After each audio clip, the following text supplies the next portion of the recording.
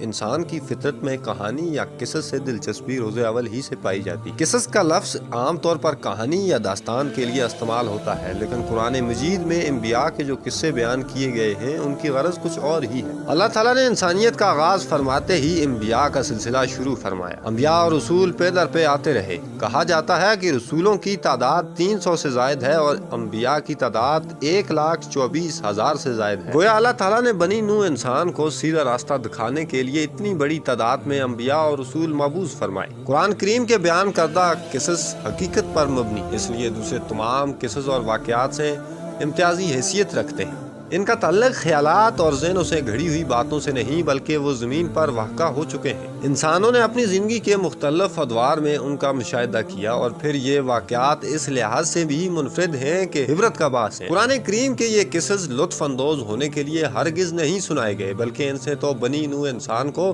سیدھا راستہ دکھانا مقصود ہے۔ مقصد تھا کہ انسان عبرت پکڑے، روز جزا کے بارے میں آنکھیں کھول لے، ان واقعات کو سن کر اور پڑھ کر اپنا راستہ منتخب کر لے۔ گزشتہ انبیاء کی امتیں جو بھیانک جرائم کرتی رہی ہیں ان سے اپنا دامن بچا لیں۔ جب تک ہم انبیاء کے واقعات سے روشناس نہیں ہو جاتے اس وقت تک قرآن مجید تک مکمل رسائی حاصل نہیں کر سکتے۔ کتنی بار سیدنا آدم علیہ السلام کا قصہ بیان ہوا، کتنی مرتبہ نوح علیہ السلام کا تذکرہ ہوا، اسی طرح موسیٰ علیہ السلام اور بنی اسرائیل کا ذکر آیا۔ فرعون کا واقعہ بیان ہوا، موسیٰ علیہ السلام اور فرعون کا ذکر تو قریب 70 مقامات پر آیا اور مسلسل قصہ بیان ہوتا رہتا۔ کتنی صورتوں کا نام انبیاء کے ناموں سے منسوب ہے۔ لہٰذا جو شخص ان قصص سے لا علم ہے وہ قرآن کے ایک بڑے حصے سے معروم ہے۔ ان واقعات سے رہنمائی حاصل کرنے سے ایک مقصد یہ بھی ہے کہ دعوت الہی، اللہ کا راستہ معلوم ہو جائے، لوگوں کو اللہ کی طرف بلانے کا ڈھنگ ہمیں آ جائے۔ اللہ کرے ہم بھی ان لوگوں میں شامل ہو جائیں جو اللہ کی طرف دعوت دیتے ہیں، ہم بھی نیکی کا حکم کرنے اور برائی سے روکنے والے بن جائیں۔ امر بالمعروف اور نہی عن المنکر کے صحیح راستے پر چلنا تب تک ممکن نہیں